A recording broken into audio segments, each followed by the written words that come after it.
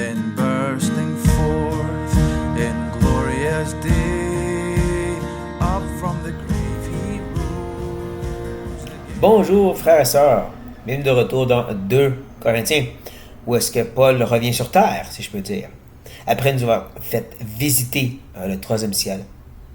Où est-ce que bien sûr il n'a pas fait son guide, parce que comme il l'a dit, il ne pouvait même pas l'exprimer, il n'avait même pas le droit d'en parler, mais c'est même pas le but de toute façon.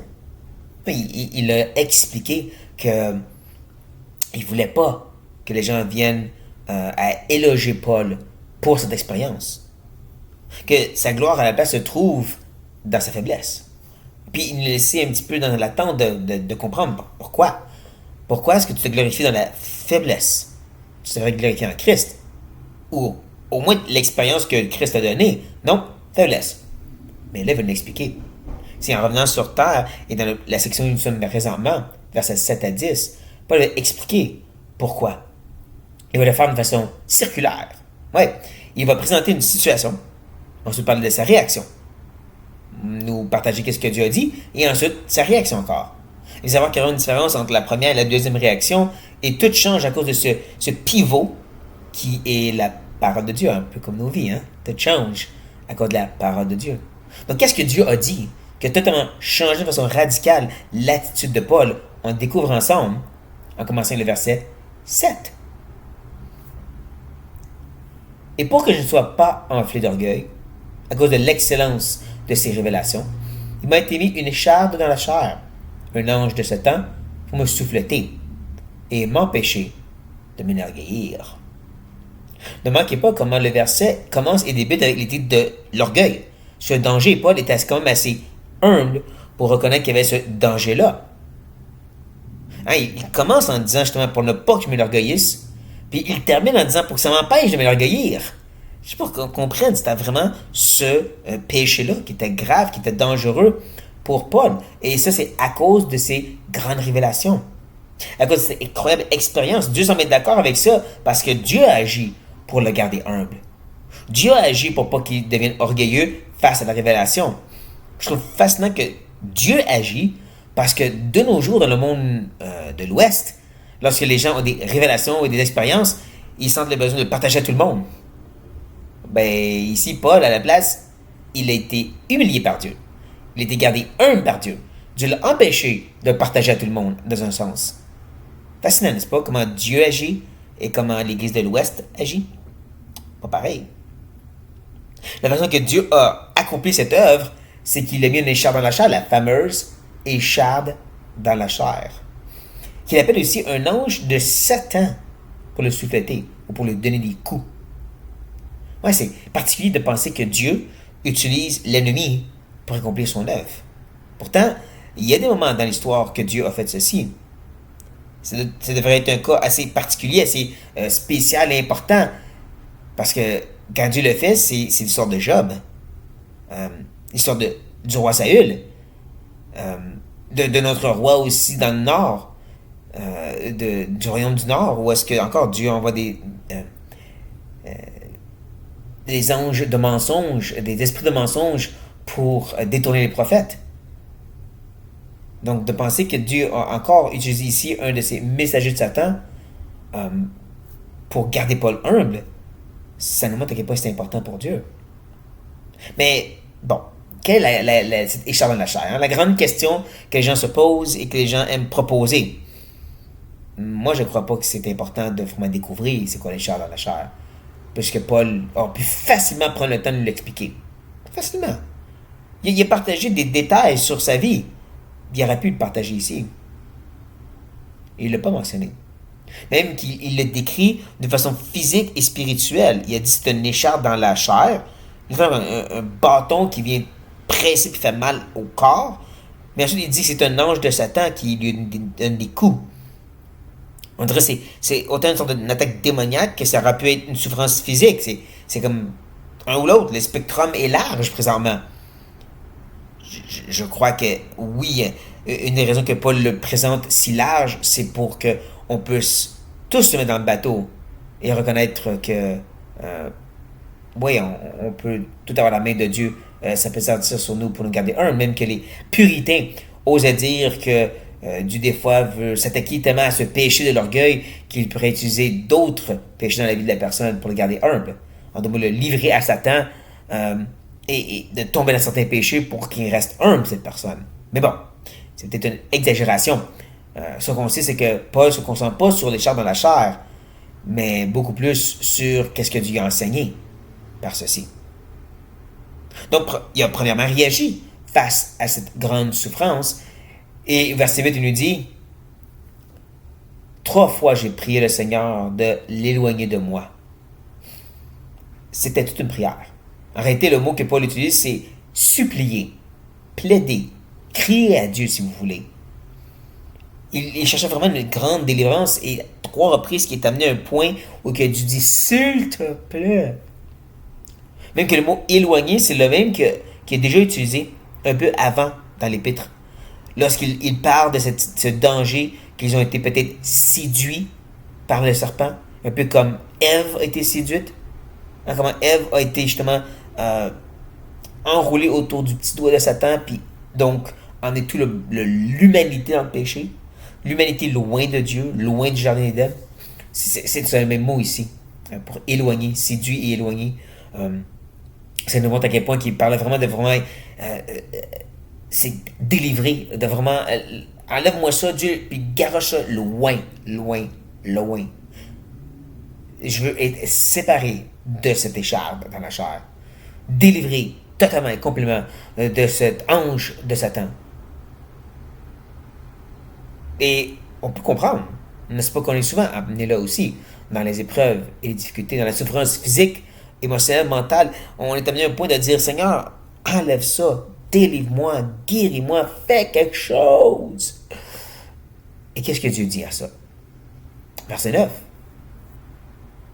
Et il m'a dit, ma grâce te suffit, car ma puissance s'accomplit dans la faiblesse.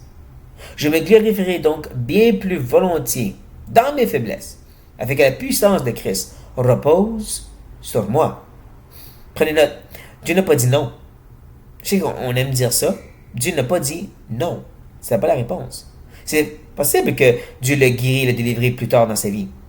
Parce que Dieu, ce qu'il a dit, c'est « Ma grâce te suffit ».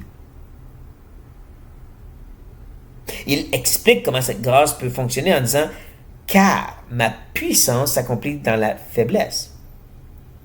La puissance est rendue à sa perfection quand toi, tu n'es plus rien. Quand toi, tu es faible. Quand toi, tu n'es plus capable, c'est là que ma puissance est à son maximum. Parce que la grâce de Dieu, justement, c'est, oui, une faveur imméritée, mais c'est une faveur qui est active, qui est puissante, justement. Des fois, même dans la Bible, l'idée de la grâce de Dieu, c'est présenté comme l'idée de l'œuvre puissante de Dieu dans nos vies.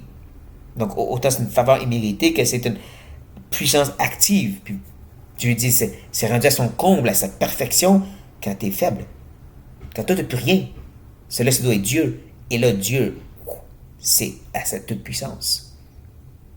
Et c'est ça qui amène la réaction de Paul. Une nouvelle réaction totalement différente. Maintenant, il se glorifie bien plus. Ou est-ce qu'avant, il suppliait puissamment pour être délivré maintenant, ce qui est plus important dans la balance. Le poids a changé de place et ce qui est plus important, c'est de rester dans la faiblesse. On va voir encore plus au verset 10, c'est vraiment ça que Paul maintenant voit comme plus grand. Ce n'est plus délivre-moi, c'est garde-moi faible. Dans un sens. C'est dans ça qu'il se glorifie ou qu'il prend son plaisir. Comme on va voir au verset 10. Et c'est parce que, c'est afin que la puissance de Christ repose ou tabernacle ou demeure ou reste d'une façon plus complète sur moi. Je veux plus de la puissance de Dieu. Combien disent ça de nos jours? Et combien essaient de le faire en jeûnant, essaient de le faire en priant, essaient de le faire par des meetings spéciaux? Paul dit, non, c'est un moment de faiblesse. C'est quand tu réalises et que tu t'abandonnes le fait que tu n'es pas capable. Il va même mieux l'expliquer quand il arrive au verset 10, puis dire, c'est pourquoi. C'est pourquoi je me plais dans les faiblesses, dans les outrages, dans les calomnies, dans les persécutions, dans les détresses pour Christ. Car quand je suis faible, c'est alors que je suis fort. C'est pourquoi, considérant ce que le Seigneur m'a enseigné, je me plais, je trouve mon plaisir, ma satisfaction dans la faiblesse. Comme je dis, avant c'était faut que tu m'en enlèves, là ça va mieux aller. Maintenant c'est non, faut que tu me gardes comme ça, là ça va mieux aller. Wow. C'est tellement à l'encontre, n'est-ce pas, de notre façon de réfléchir de nos jours? Ou est-ce qu'on veut être délivré le plus possible, qu'on veut faire toutes sortes de méthodes pour l'enlever, toutes sortes de ministères de délivrance pour être secouru de cette souffrance? Paul dit, non, c'est ici, dans la faiblesse, que je me plais. Puis, comme je dis, dans une petite liste, une petite démonstration non exhaustive de quoi ça peut ressembler. Il commence par les outrages. Le mot outrage serait peut-être mieux traduit par nécessité ou le besoin. On connaît ça, n'est-ce pas, d'être dans le besoin? Tu perds ton emploi, ta maison passe au feu, et là tu dois dépendre de la gentillesse et générosité des frères et sœurs. Il y a un sens qu'on dit, c'est correct, je peux vivre cette épreuve, mais j'espère qu'elle va finir bientôt. J'espère que je vais pouvoir me racheter une nouvelle maison, que l'assurance va payer, j'espère trouver un nouvel emploi. Mais Paul dit, je me plais dans ce moment. Je veux rester là. On se comprend, on ne parle pas de faire exprès pour ne pas travailler, puis de se faire vivre par les gens. 2 Thessaloniciens parlent contre ça. Non, on parle quand même d'une circonstance où tu n'as plus d'empêcher. Et tu es dans le besoin. Puis tu es capable de prendre le plaisir dans ça. Parce que c'est là que la puissance de Dieu est à son comble. Il continue avec l'idée de calomnier, ou parler mal de quelqu'un, le blasphémer. Encore ici, on ne parle pas de parler mal de toi parce que tu as fait le mal. Mais plus de calomnier, de parler mal de quelqu'un, même s'il cherche à honorer Dieu. Même s'il cherche à être fidèle dans sa marche devant le Seigneur. Comme Paul, qui était blasphémé, qui était calomnié par les faux docteurs présentement. Par les judaïsants. Par certaines personnes dans l'église même, de Corinthe. Il n'a pas dit, je trouve mon plaisir dans ça. Parce que là, ça veut dire que c'est Dieu qui doit défendre mon caractère. Et n'est-ce pas qu'en nous, on veut se défendre nous-mêmes, mais pas dire non, je vais me plaire ici. Parce qu'il y a un sens où c'est Dieu qui va me défendre. C'est là que sa puissance va être rendue parfaite. Ou est-ce que tout le monde parle mal de moi, et que si à la place, les gens disent je t'écoute pas, je vais à la place reconnaître que Paul est un grand homme de Dieu, ça va venir de Dieu, ça. Ça va venir de Dieu, pas moi qui me défends. Les persécutions, dans l'idée qu'on te pourchasse pour te faire du mal, quelque chose qu'on ne connaît pas vraiment trop ici dans l'Ouest. Plusieurs autres frères et sœurs à travers le monde le connaissent très bien. Ensuite, il ajoute les détresses. Un mot qui peut vraiment inclure tout. Ça peut être pressé.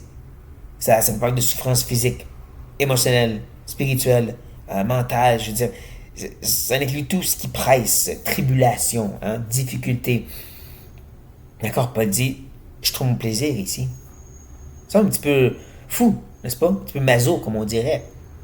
Sauf que, non, c'est à cause qu'il a compris quelque chose. C'est pour Christ, comme il continue à dire, et c'est parce que quand je suis faible, c'est là que je suis fort. Parce que c'est la force de Dieu. La force de Dieu active dans ma faiblesse. Dans ces moments de justement de nécessité, ces moments de calomnie, ces moments de détresse même, de stress, de pression. C'est là qu'il faut la force de Dieu pour pouvoir continuer. Paul dit qu'il se glorifie dans ça. Paul dit qu'il prend son plaisir dans ça. Ce que j'aime de ce texte, c'est que l'enseignement, c'est pas faire quelque chose. On aime des fois les passages qui disent fais ceci, fais cela. On aime des enseignements qui vont te dire quoi faire. Voici les étapes à suivre. Mais pas ce texte-là. Non, c'est pas un appel de dire quitte ton emploi, puis va vivre en Corée du Nord ou en Chine comme un pauvre, puis prêche l'évangile comme ça.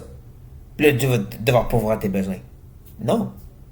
C'est pas un appel de faire exprès justement pour se blesser et souffrir physiquement. C'est pas un appel de dire ben je souffre, j'ai un problème de maladie, donc je vais pas voir les médecins, rien. Je vais juste souffrir.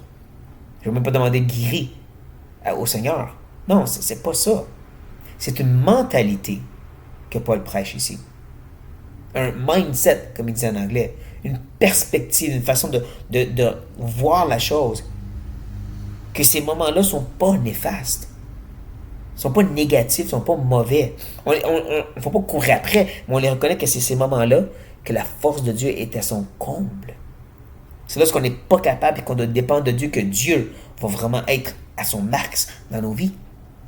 Et c'est d'avoir cette mentalité-là qui nous aide à vivre cette épreuve et d'en prendre plaisir dans un sens, comme Jacques qui nous appelle à faire, de le voir avec joie. Qui va faire ça, qu'on va se glorifier dans ses faiblesses, parce que c'est là que c'est vraiment Dieu qui va agir. Et c'est pas justement regarder la grande chose que j'ai faite, regarder la grande expérience que j'ai eue. Non, ça va être Dieu a fait quelque chose, parce que moi j'avais rien à donner. Et c'est ça qui est important. C'est ce genre de réflexion-là.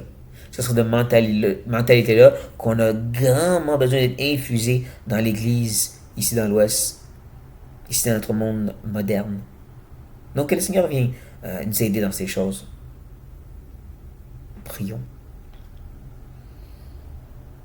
Seigneur, tout a été fait par toi, pour toi, et vient de toi.